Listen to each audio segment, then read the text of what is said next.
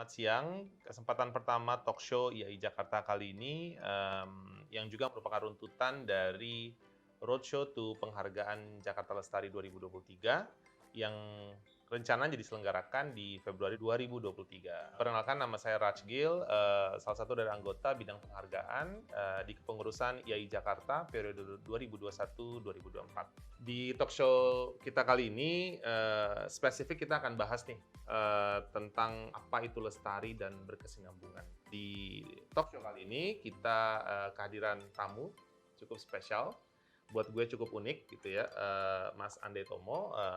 Selamat siang Mas. Selamat siang. Selamat siang. Menurut gue beliau cukup unik karena selain berpraktik sebagai seorang arsitek, gue bisa bilang juga beliau seorang penggiat gitu ya. Seorang penggiat khususnya di pendampingan masyarakat yang kena gusuran ya Mas? Iya, dulu. Jadi korban-korban lo dampingin gitu ya? In a way. Alright. Oke, gue mau nanya-nanya langsung aja nih soal project Kampung Akuarium Dirimu.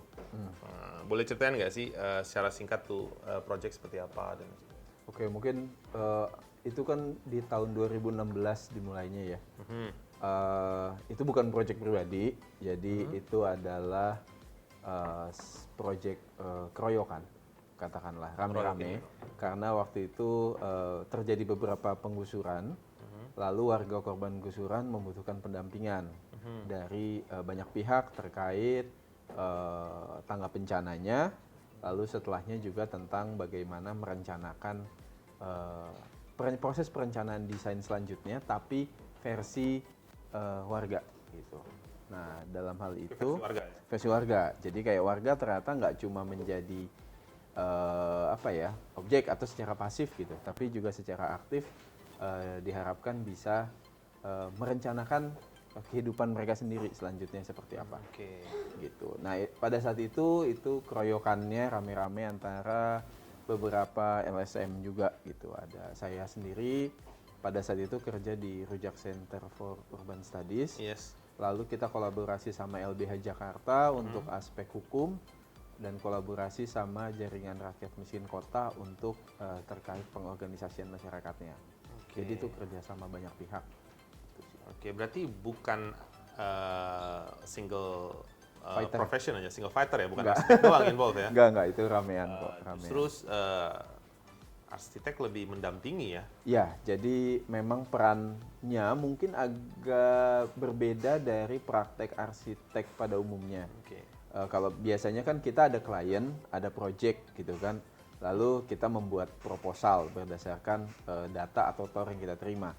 Nah, kalau pada saat itu tidak ada TOR-nya ya, benar-benar kondisinya mungkin seperti kedaruratan pasca bencana ya gitu. Jadi yang diperlukan dan pendekatan pertama itu memang langsung pendampingan di masyarakat. Kita hadir dulu, lalu membicarakan pelan-pelan tentang misalnya kebutuhan primer dasar kayak air bersih, shelter, akses ke listrik dan sebagainya. Lalu secara bertahap setelah kebutuhan primer teratasi, baru mulai membicarakan tentang rencana mereka ke depannya.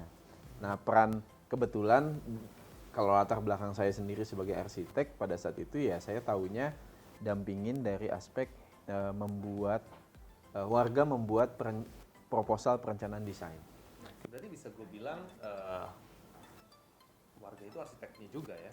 Iya, betul. Buat guidelines dan lain sebagainya. Anggap aja ini kayak tim ya, gitu, tim besar ya. Cuman dirimu leading the team? Nggak leading sih, pendamping kan artinya lebih posisinya di samping ya. Jadi kayak terkait hal-hal teknis, terus ada pertanyaan kayak misalnya saya menjembatani tentang peraturan-peraturan tentang tata ruang Jakarta ke warga yang mungkin hampir semuanya pada saat itu nggak terlalu paham bagaimana menerjemahkan peraturan tata ruang gitu loh. Kayak ada zonasi, ada KDB, KLB dan sebagainya. Gitu. Dirimu datang lalu menjelaskan itu. Betul. Ya. Jadi kayak membicarakan pertama tentang kenapa mereka digusur misalnya. Ya kan, kayak mereka bertanya-tanya kenapa saya digusur gitu. Lalu mungkin digusur karena ini adalah interpretasi dari penertiban tata ruang menurut pada saat itu yang Saat itu, melakukan ya. penggusuran kan gitu. Tapi secara kritis kita lihat lagi peraturan tata ruangnya, ternyata di lokasi tersebut dimungkinkan untuk adanya hunian. Oke. Tapi dimungkinkannya seperti apa gitu kan? Oh, Yang boleh dibangun ternyata hanya sekian meter persegi dari total luas lahan. Lalu bentuknya harus berupa wisma yang dibangun atau dikelola di atas tanah milik Pemda misalnya. Jadi, ini ternyata peraturannya banyak sekali, makanya kita dibantu sama kawan-kawan dari LBH Jakarta juga terkait aspek legal. Kalau tadi dirimu bilang bukan banyak ya, most of people yang tinggal di situ lo dampingin, Ya. berarti banyak tantangan dong ya. Iya. Dari tahap desain, tantangan paling jelas yang lo hadapin itu apa ya dari desain? Nah, terkait desain sebenarnya sesederhana, kalau pada awalnya semua lahan itu 1 hektar, itu dibangun atau penuh terisi oleh bangunan 2 lantai. Oke. Jadi warganya pada saat itu ada sekitar 300 kakak ya. Problemnya menurut peraturan yang boleh dibangun hanya setengahnya, ada 50%. Akhirnya kan secara logis kita gimana nih, karena kalau kita mau merencanakan selanjutnya dan dibuat dengan mengikuti peraturan yang ada gitu, maka setengah dari lahan harus kita kosongkan. Betul. Dan warga bersedia gitu, oh ya udah nggak masalah, tapi setengahnya lagi pindah kemana? Berarti kan harus jadi 4 lantai kan. Nah, ketika jadi 4 lantai, apa risikonya? Saya coba bantu dari aspek teknis nih. Oh, kalau 4 lantai berarti kehidupan bertetangganya akan berbeda. Ya, betul. Kalau sebelumnya Betul, semua betul. rumah-rumah bertetangganya kiri kanan, sekarang bertetangganya atas bawah. Betul. Lalu ada aspek, lalu siapa yang memiliki lahannya? Iya. Gitu kan, nggak bisa lagi pakai asumsi seperti dulu bahwa setiap rumah itu dimiliki Kafling-kafling gitu ya. karena sekarang udah vertikal kan. Berarti harus ada sistem baru. Akhirnya terus bergulir, dibantu oleh banyak pihak yang memang menguasai keilmuannya, akhirnya warga membentuk koperasi. Oke. Jadi pengelolaannya yang tadinya dimiliki secara individu, misalnya kita asumsinya setiap rumah dimiliki individu, sekarang dimiliki secara komunal. Oke, koperasi Nah, dikelola betul. gitu ya. Nah, di situ juga akhirnya berkembang terus juga keputusan-keputusan desain gitu. Keputusan desain sebenarnya diputuskan dalam forum warga. Jadi ada tim kerjanya, ada sidang, apa sih istilahnya, kayak paripurna ya. Maksudnya kalau semua warga hadir lalu menyetujui tentang proposal yang akan diajukan. Oke. Sip. Kalau itu peran masyarakat kayak jelas nih di sini. Ya, di proyek itu gitu Ya, ya. ya. Arsiteknya juga mendampingi. Selain arsitek, masyarakat ada profesi-profesi lain nggak sih Mas yang involved di sini? Ya, jadi emang pasti harus multidisipliner ya. Jadi nggak bisa hanya tentang isu desain aja. Betul. Ada tentang isu legal tadi, misalnya Oke, kawan-kawan legal. dari LBH membantu tentang bagaimana regulasi dan peraturan itu membentuk juga proses perencanaan yang lebih baik. Tapi juga ada dari pendamping aspek sosial, antropologi juga gitu. Jadi isunya memang kalau tentang kampung kita nggak bisa hanya memikirkan fisik desain gitu, karena di situ juga tentang sistem ya, metabolisme komunitas gitu. Jadi ada aspek hubungan sosial, psikologi gitu. Teman-teman juga ada misalnya pasca penggusuran, bagaimana kondisi anak-anak pasca penggusuran. Mereka sempat direlokasi ya? Sebagian ada yang relokasi karena memang kondisi pasca penggusuran nggak memungkinkan untuk tinggal, terutama buat anak-anak dan orang tua kan, karena kondisinya sangat puing. Tapi dari mereka ada perwakilan untuk stay di tempat gitu loh. Jadi pada saat itu pasca penggusuran itu ada sekitar 90 kakak yang bertahan di sana. Tapi sekarang semua 300 kakak udah balik? Sekarang bertahap, jadi yang sekarang ada itu baru ada setengahnya ya, karena proses pembangunannya masih berjalan. Masih ongoing ya? Tapi bertahap, jadi kayak ada... Kayaknya masih ada beberapa tower yang masih on construction ya? Betul. Oke. Pengennya nanti semuanya total sekitar 240 unit yang akan Unit. 241 unit. Dari 300 kakak tadi? Iya. Oke. Jadi nggak semuanya balik ya. Ada yang misalnya Ada yang iklasin? statusnya pengontrak, ngontrak. itu akhirnya tidak dapat gitu. Tapi ada juga yang misalnya dia punya peran yang sangat penting di masyarakat sebagai imam masjid gitu. Itu warga yang memutuskan gitu tentang siapa yang gitu ya. jadi warga memang kalau proses pendampingan kami itu ada PR-nya. Jadi kami arsitek punya PR untuk mengerjakan atau memberikan masukan terkait hal teknis. Tapi kalau warga juga punya PR terkait bagaimana mereka harus membuat keputusan yang merepresentasi seluruh warga gitu. Jadi tentang siapa yang akan menghuni dan sebagainya. Selain dari mereka bisa tetap tinggal di situ, dampak yang positif menurut kamu dari kacamata arsitek dari pembangunan ini apa sih?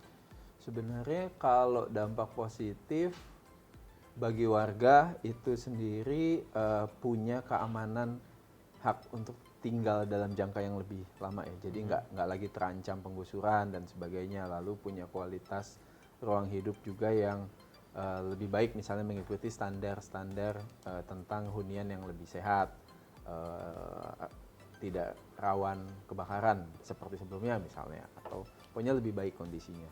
Tapi kalau buat para pendamping, arsitek dan sebagainya, ini juga jadi laboratorium yang menarik tentang bagaimana hunian itu dibangun dalam proses yang mungkin berbeda dari praktek arsitektur pada umumnya, yang basisnya klien gitu, yang jelas ada kliennya. Karena dalam hal ini mungkin warga jadi bisa punya peran lebih besar, nggak hanya menjadi penghuni yang pasif gitu, yang hanya nanti mengisi saja, tapi dia ngambil keputusan penting terkait proses perencanaan. Jadi rasa kepemilikannya lebih besar dibandingkan hanya mengisi saja. Ngobrol-ngobrol tentang berkesinambungan, rasanya sih menurut gue erat nih sama tujuan penghargaan Jakarta Lestari. Gue ingin coba dapat masukan atau dapat gambaran dari Mas Andes nih, makna lestari buat Mas Andes sebagai seorang arsitek apa nih? Sebenarnya istilah lestari kayaknya memang lebih tepat dibandingkan kalau padanannya kan biasanya dikaitkan sama sustainable kan. Exactly. Ya kan? Yeah. Padahal kalau sustainable itu menurutku belum tentu baik. Kenapa itu? Hal yang nggak baik juga bisa sustain gitu. Bisa. Exactly. Karena itu hanya dilakukan berulang-ulang saja gitu dan terus-menerus. Kesalahan juga bisa dilakukan berulang-ulang kan. Gitu. Tapi kalau lestari bertahan kan? lebih cenderung kan konotasinya dan pengertiannya ke arah makna yang harus positif, baik kan. Lestari juga kan terkait bagaimana hal tersebut itu sustainable gitu, atau lestari juga secara lingkungan, secara sosial. Bagaimana orang bisa merasa nyaman hidup di situ dalam jangka panjang dan beregenerasi gitu. Nggak hanya cuma baik buat saat ini, tapi selanjutnya belum tentu ya, nanti gimana ke depannya gitu ya. Iya, jadi kalau terkait penghargaan itu sebenarnya kalau melihat ini adalah kerja keroyokan banyak pihak gitu. Mungkin kalau dalam proyek-proyek sosial seperti ini nggak bisa dilihat hanya penghargaan kepada individu gitu, tapi justru penghargaan itu lebih menarik ketika diberikan atau diatasnamakan kerja bersama. Jadi di situ ada warga, di situ ada pendamping, juga ada pihak-pihak lain yang membantu secara teknis misalnya. Berarti penting ya penghargaan itu ya? Penghargaan penting sih untuk stimulus. Sebenarnya juga sebagai pengakuan atas apa yang telah dilakukan gitu oleh inisiatif-inisiatif ini gitu. Karena kalau misalnya ada pengakuan tersebut, minimal kita tahu bahwa apa yang dilakukan itu diapresiasi oleh pihak lain. Ada dukungan lah. Oke. Kayak pengakuan gitu ya, bisa juga ya? Pengakuan, betul. Jadi ketika misalnya menghadapi masalah yang sama gitu, oh ternyata apa yang dilakukan kemarin itu bisa menjadikan acuan gitu, karena ada yang mengapresiasi. Boleh dong Mas promosiin nih ke pendengar gitu ya, pendengar talkshow kita, karena YAI Jakarta kan mau buat penghargaan Jakarta Lestari nih di Februari 2023. Buat teman-teman arsitek, mungkin aktivis-aktivis masyarakat gitu ya, beberapa kategori gitu ya, ada kampung kota, ada pelestarian lingkungan yang buat menurut saya nggak mesti arsitek doang yang bisa melestarikan lingkungan gitu ya. Masyarakat biasa bisa melestarikan lingkungan juga. Gitu. Ya. Terus ada video esai dan fotografi arsitektur gitu ya. Lalu ada teknologi dalam arsitek, pengajar arsitektur dan juga arsitek muda. Jadi monggo dong Mas bantu promosi ke teman-teman pendengar gitu. Ketika ada penghargaan ini gitu, itu mungkin akan sangat baik ketika inisiatif tersebut juga muncul ke permukaan dan mendapatkan apresiasi yang selayaknya gitu, sehingga gaungnya lebih besar. Oke. Gitu. Gue rasa itu ya talkshow kita hari ini. Mungkin juga sebagai penutup, saya ingin ngajak teman-teman arsitek pendengar di luar sana, sekalipun bukan arsitek gitu ya, masyarakat, aktivis, atau pencinta fotografi gitu ya, boleh masukin karyanya, bisa lihat di Instagram kita dan website YAI Jakarta. Mungkin akan saya kasih brief lagi ya, bahwa kita ada 6 kategori yang akan diberikan penghargaan. Salah satunya adalah pelestarian lingkungan, kampung kota, pengajar, arsitek muda, video esai dan fotografi arsitektur, teknologi dalam arsitektur. Bagi yang ingin nanya-nanya, boleh kunjungin website YAI Jakarta atau Instagram. Kita akan posting secara berkala di situ. Bisa juga hubungin saya Raj di 08 111 85 1989 atau ke Mbak Melania di 0821 3885 0911. Oke, sekian Mas Andes. Terima kasih waktunya. Sekian talkshow kita hari ini. Selamat sore dan salam lestari.